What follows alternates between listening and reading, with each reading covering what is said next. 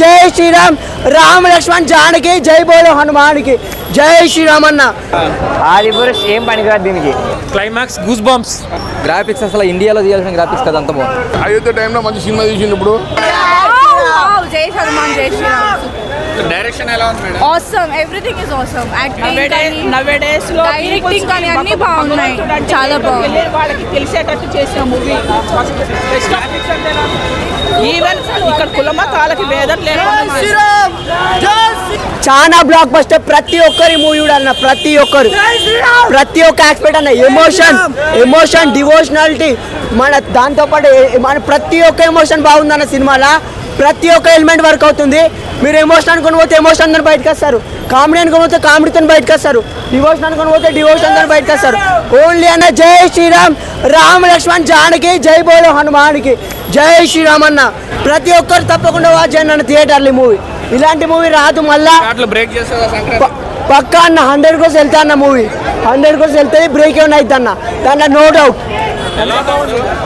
Movie super duper hit అన్న. Super duper తోప్ తోప్ తోప్. కాల్ బురాన్ అనుకో, వేరే లెవెల్ అన్న, వేరే level. Highlight super super super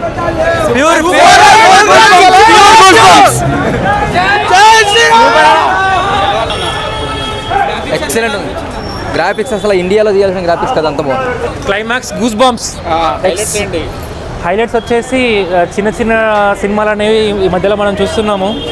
పెద్ద పెద్ద డైరెక్టర్లు, పెద్ద పెద్ద యాక్టర్స్ కంటే కూడా ఈ మధ్య చిన్న చిన్న వచ్చే సినిమాలు చాలా ప్రేక్షకులను చాలా హద్దుకుంటున్నాయి. ఈ మధ్య సినిమాలన్నీ చాలా ఎక్సలెంట్ అనిపించింది. తక్కువ బడ్జెట్లో చాలా గూస్ బంప్స్ అనిపించిన మూవీ ఇది. ఆదిపురుష్తో పోలిస్తే కూడా నాకు చాలా బాగా అనిపించింది మూవీ ఇది. యాక్చువల్లీ తన జామిరెడ్డి మూవీ కూడా చూశాను. తను చాలా చిన్న యాక్టర్ అయినప్పటికీ తను ఈచ్ అండ్ అద్భుతం మూవీ కానీ ఇద్దరికి వచ్చిన తను డిఫరెంట్ స్టోరీస్ ఎంచుకుంటున్నాడు. ఇది కూడా తన యాక్టింగ్ చాలా బాగుంది, నాకు చాలా బాగా నచ్చింది. సినిమా సూపర్ ఉంది. ఆదిపురుష్ ఏం పనికిరాదు దీనికి. ప్రశాంత్ వర్మ అని ఓం రావత్ని ప్రశాంత్ వర్మ అంతే. Cinema super.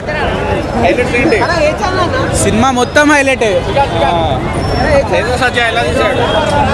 బ్రతికేశాడు క్యారెక్టర్, లోపల క్యారెక్టర్ మొత్తం జీవించేశాడు తేజ సజ్జ. ప్రశాంత్ వర్మ హైలైట్. లెవెల్ ఉందన్న మూవీ అయితే, వేరే లెవెల్. హైలైట్స్ అంటే లాస్ట్ సీన్లో అయితే వేరే లెవెల్ ఉన్నాయన్న, వేరే లెవెల్ అయితే ఉంది. లాస్ట్ సీన్లో అయితే వేరే, అసలు మామూలుగా లేవు.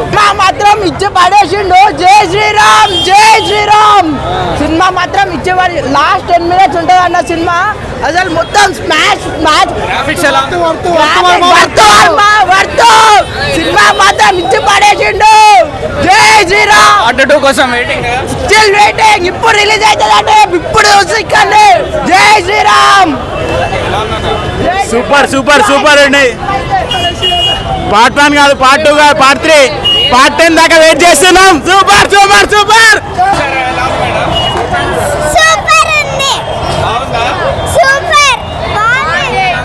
సూపర్ గా ఉంది. చాలా బాగుంది సినిమా, చాలా బాగుంది. హనుమాన్ గురించి చూపించారు. చాలా ఎలా ఉంది సినిమా? బాగుంది. హనుమాన్ ఎలా ఉన్నాడు? జై హనుమాన్.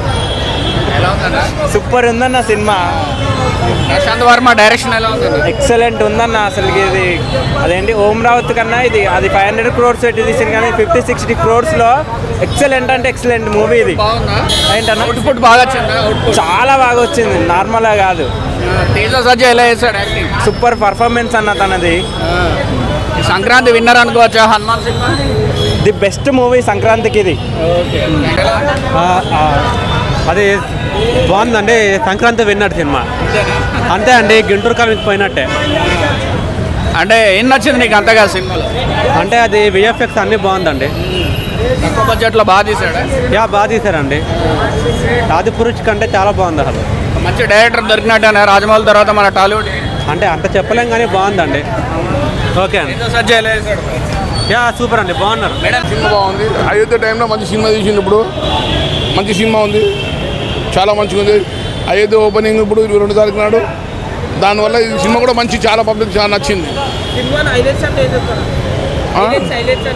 హైలైట్ ఫైటింగ్స్ బాగున్నాయి, ఫైట్స్ బాగున్నాయి, డైరెక్షన్ మంచిగా ఉంది, ప్రొడ్యూసర్ కూడా మంచిగా మంచిగా మంచిగా మంచిగా మళ్ళీ కూడా వచ్చు.